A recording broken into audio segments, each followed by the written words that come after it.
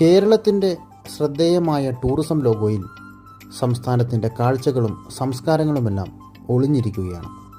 പച്ച നിറം കേരളത്തിൻ്റെ സ്വാഭാവിക ഹരിതഭംഗിയുടെയും തേയിലക്കാടുകളുടെ സൗന്ദര്യത്തിൻ്റെയും പ്രതീകമാണ്. ലോഗോയിലെ വ്യത്യസ്ത വർണ്ണങ്ങൾ കഥകളിയുടെ സൂചകമാണ്. കടലും കായലും കൈകോർക്കുന്ന കേരളത്തിൻ്റെ വശ്യസൗന്ദര്യം ലോഗോയിൽ വെളിവാകുന്നു.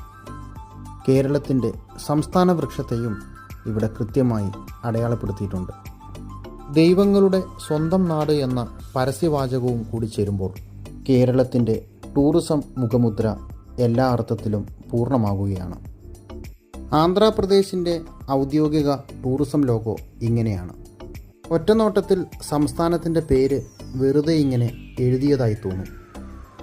എന്നാൽ ഇവിടെയും ചില കാഴ്ചകൾ മറഞ്ഞിരിക്കുന്നുണ്ട്. ലോഗോയിൽ DH എന്നീ 2 അക്ഷരങ്ങൾ കൂടിച്ചേരുമ്പോൾ സംസ്ഥാനത്തിൻ്റെ പ്രതീകമായ ചാർമിനാറിൻ്റെ രൂപം തെളിയുകയാണ്. ആന്ധ്രാപ്രദേശിൻ്റെ പ്രധാന ടൂറിസം കേന്ദ്രങ്ങളിലൊന്നാണ് ചാർമിനാർ. ജമ്മു കാശ്മീരിൻ്റെ ടൂറിസം ലോഗോയിലും കാഴ്ചകളുടെ വിസ്മയങ്ങൾ ഒളിഞ്ഞിരിക്കുകയാണ്.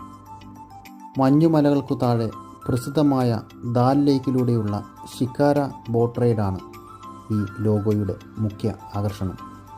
ഓരോ സംസ്ഥാനങ്ങളും തങ്ങളുടെ തനതു കാഴ്ചകൾ സ്വന്തം ലോഗോയിലൂടെ ദൃശ്യവൽക്കരിക്കുകയാണ്. വൺ സ്റ്റേറ്റ് മിനി വേൾഡ് എന്നാണ് കർണാടക ടൂറിസത്തിൻ്റെ പരസ്യവാചകം. കേവലം ഒരു സംസ്ഥാനമാണെങ്കിലും ലോക കാഴ്ചകളുടെ സമ്മേളനമാണ് തങ്ങളെന്ന് അവകാശപ്പെടുകയാണ് കർണാടകം.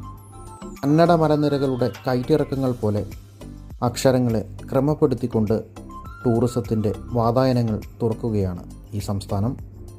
ഇന്ത്യയിലെ ഓരോ സംസ്ഥാനങ്ങളിലെയും ടൂറിസം ലോഗോയിലൂടെ ഇങ്ങനെ സഞ്ചരിക്കുമ്പോൾ ഓരോ ദേശങ്ങളും കരുതി വച്ചിരിക്കുന്ന സംസ്കാരങ്ങളും കാഴ്ചകളുമെല്ലാം കൺമുമ്പിൽ തെളിയുന്നത് പോലെ തോന്നും.